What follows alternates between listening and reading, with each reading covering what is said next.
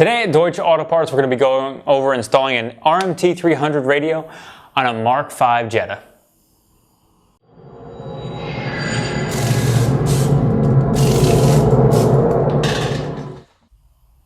Okay, to start with our installation, we're going to remove this ambient air temp sensor. On this particular vehicle, there is no plug on it, but if you did have a plug, you would want to make sure that you disconnect the plug after you pop it loose. We're using a small pocket screwdriver, and you can just work it up and then pop it out. As you see, there would be a connector there. Ours is a dummy. Next, we have this cover that can just be popped up and moved out of the way. There are clips that hold it around all around the edges. And then we have a Torx screw, T15 Torx, that holds in this trim piece. Now you're not gonna be able to see it, so you gotta kind of do it by feel, and it does not come out all the way. So all you're gonna do is loosen it until you know for sure that it is loose, and then pop this up. You take your thumbs in there and pop this trim up, and then move it out of the way. Now we have two more Torx screws here and here.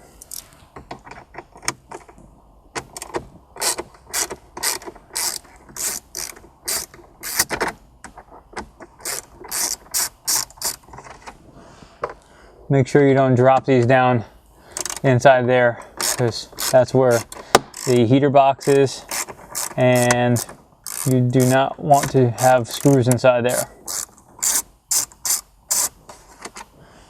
All right, now we're ready to go to the front. Okay, so to remove, once we have all our screws out up top, we're gonna remove this vent assembly. Now this, what you do is pop this up. Now, so we're using a bone tool. This is to keep anything from getting scratched. And sometimes if yours is too tight, you might need to get a screwdriver in there to work it in there, and then switch to the bone tool to make sure nothing gets damaged. So once we get it up like this, what I like to do is take a flathead screwdriver, put it in there, make sure you're at a good angle and it's sturdy in there, and then pop it up like that. And now that's loose, we can pop it from the top. And just something to keep in mind, here we have your airbag light and then the hazard switch. If you unplug these with the key on, you're going to get an airbag light. For this purpose, we're actually just going to swing this out of the way because we don't need to actually remove that. Once we have the trim piece up there off,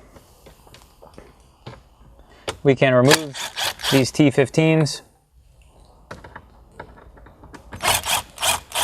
and we're going to throw them in our VW magnetic bolt tray to make sure that nothing gets lost. So now we're going to remove this trim piece here.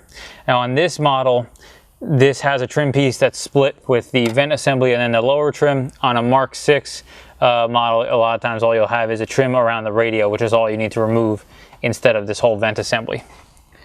So what we do is get behind there, and we're going to kind of pop these clips out. Try to make sure not to block you. You guys can see.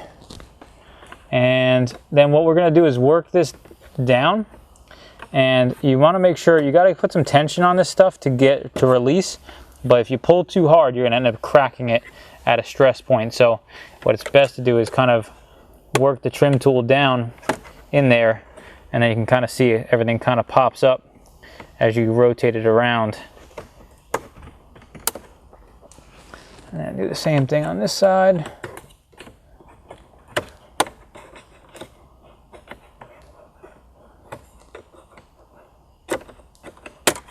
And there we go. Now, once we have that trim off, we can take our 4 screws that mount the radio in place. Throw them in our magnetic bolt tray as well.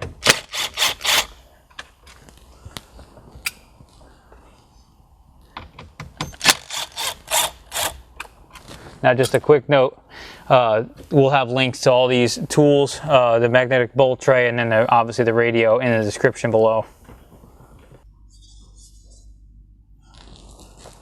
So once we remove our radio, we can take our connectors loose, and these antenna ones you just pop and then pull off.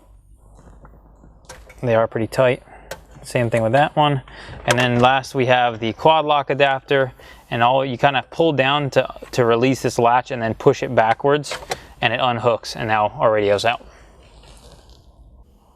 Okay, now we have our radio out and we're going to swap our adapter. Now this particular adapter, let me get the antenna adapter off there. This particular adapter is a plug-and-play version, which means no wiring is required. There is another less expensive version of this harness that requires a bunch of wires to be moved around and pins to be changed and things like that. For keep things simple, we're going to show you this version. And so what we do is take this and pull this lock back, and then you'll feel it slide on. Now if it isn't sliding in place, it's probably because the lock isn't far enough back and you just need to go higher. So that's all needs to be done there. Now then we have our antenna adapter that goes into the roof antenna. This is so that it can plug into our radio. And then we're going to grab our radio and we're going to show you just installing these plugs. Now these you cannot plug into the wrong hole because they have a guide that only goes in one way. The black one goes in the bottom, the brown one goes in the middle, and then this is just a separate part. And here we have our antenna cable that we're going to plug in right here. Now keep in mind when you're sliding this back in, you got a lot of extra harness because all this adapters, you want to try to keep it towards the bottom and maybe tuck it back into, there's a little gap that's back there. So get everything tucked in there, and then you can kind of slide your radio in place. Now we're going to put our T15 screws back in. Now make sure again that your radio is seated down all the way flush against it with all these tabs, because otherwise if you tighten it down wrong you could end up breaking something if it's not mounted in there properly.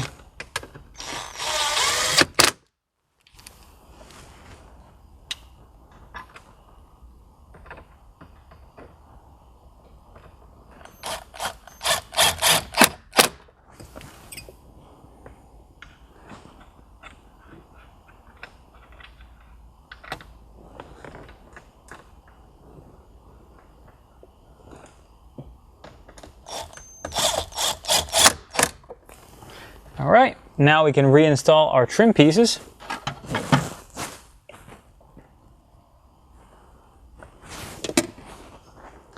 And to do that, all we're going to do is pop the clips in place.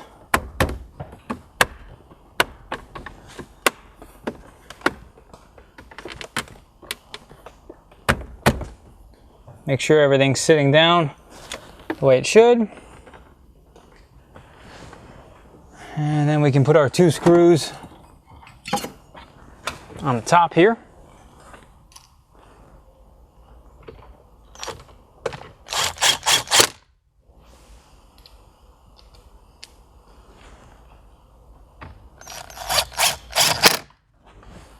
And we are ready to put our vent assembly back in place.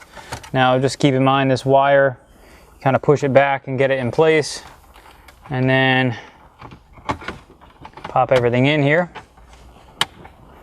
and then you can get these 2 tabs lined up where they belong, and then you can kind of pop them down, and then the rest will kind of sit in place, and we can put in our 2 Torx screws up top.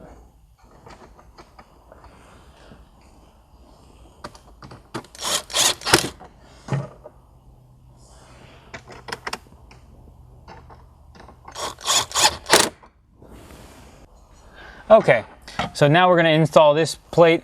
And what you want to do is get these 2 tabs in first and down. There's 2 little spots they go in here, and also keep in mind the screw is still in here, so you want to make sure you don't lose that while you're getting this mounted in place. So once you rock it in there, you're going to feel it. There's a spot where you it sits down right in place, and then you can just pop these in, and most likely, like ours is, the screw is now causing everything to hang up. So we're going to loosen that up, and it should allow everything to pop down the way it needs to.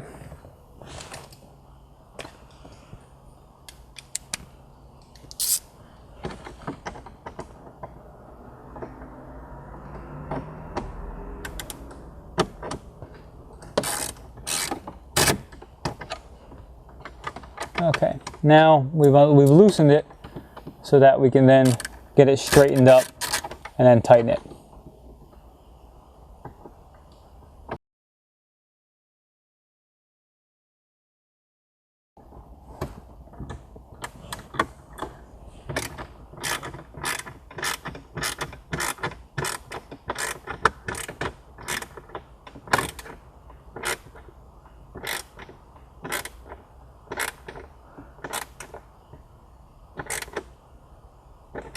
All right, now that's tight, and we're going to reinstall this trim piece, and it just pops in, and then the last piece is our dummy plug for the ambient temp sensor, and we're all set. So here we are after we're installed, and we can turn our radio on. It's going to go to safe mode. Now every radio is going to include the safe code. So on this particular radio, ours is 6330. So the first button here does the first digit, and we go 6. Oh, we passed it. 3, 3, 0, and then we hold the seek forward button, and our radio's on. Thanks for watching. Be sure to subscribe and leave any questions, ideas, or feedback in the comments below.